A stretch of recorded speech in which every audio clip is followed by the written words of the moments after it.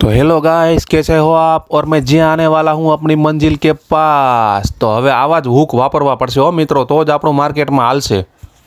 અને ભાઈ આપણે ઘોડી લઈને પૂગી ગયા હતા આદુ લેવા માટે, અને એ આપણે લઈ લીધું। ને બધાને મારા જય માતાજી અને જય શ્રી કૃષ્ણ મારા નવા બ્લોગમાં તમારું સ્વાગત છે। અને પછી આપણે નીકળી ગયા આપણી ગાડી લઈને, ક્યાં ખબર, એક ભાઈ પાસે, અને લઈ લીધી આપણે સિંગ। અને ઓલું કાખમાં છોકરો હોય ને ગામમાં ગોતવા ન નીકળે એમ મેં જો લઈ લીધી ગોળની પેટી અને મૂકી દીધી ગાડીમાં અને બાંધી દીધી કમ્પ્લેટ। જોઈ લ્યો તમે। તો હાલો આપણે સામાન બધો લઈ લીધો છે ને સિંગાઈ લઈ લીધી છે, અને હવે આપણે ગાડીની ચાવી ચાલુ કરી દેશું અને હવે જાશું આપણે ક્યાં ખબર બીજો પડાવ પૂરો કરવા। તો સાથ આપશો ને મારા વાલા।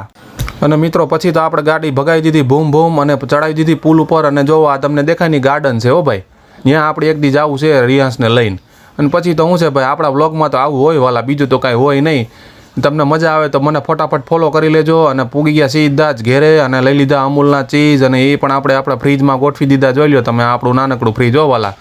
અને સામાન એ બધો હવે ગોઠવવાનો છે, કારણ કે ટાઈમ થઈ ગયો છે આપણે લારીએ જવાનો। લઈ લીધા મેં જોઈ લો કાંદા, અને એને સાફ કરી નાખ્યા, અને હવે થેલો આપણો કમ્પ્લીટ ભરી લીધો છે। તો સૈનિકો રથ તૈયાર કરો, આપણે તૈયાર થઈ ગયો સામાન ને આપણે પૂગી ગયા સીધા લારીએ યુદ્ધ લડવાની હોવાલા। પછી તો આપણે પૂગી ગયા આપણી લારીએ। તો એક ભાઈ આવ્યા, મને કે બનાવો હાલો વેફર ચટણીની ડીશ, આજ તો હું તમારી બોણી કરાવું। તો મેં કીધું કાંઈ વાંધો નહીં, કરાવી દો બોણી। અને મેં આપણે બનાવી નાખી, જુઓ તમે વેફર ચટણીની ડીશ। ઓલા વરાજાની ગાડી શણગારીને એમ શણગારી દીધી કે નહીં બાકી। પછી તો આપણે આપણું બધું નાખી દીધું મટીરિયલ, અને જોઈ લો આપણી ડીશી થઈ ગઈ રેડી ને હવે બાકી હતું લીંબુ તો આપણે એ નાખી દીધું। તો મળીશું મિત્રો નવા વ્લોગ સાથે। થેન્ક્સ ફોર વોચિંગ, આવજો, જય શ્રી કૃષ્ણ બધાને મારા જય માતાજીને, હર હર મહાદેવ।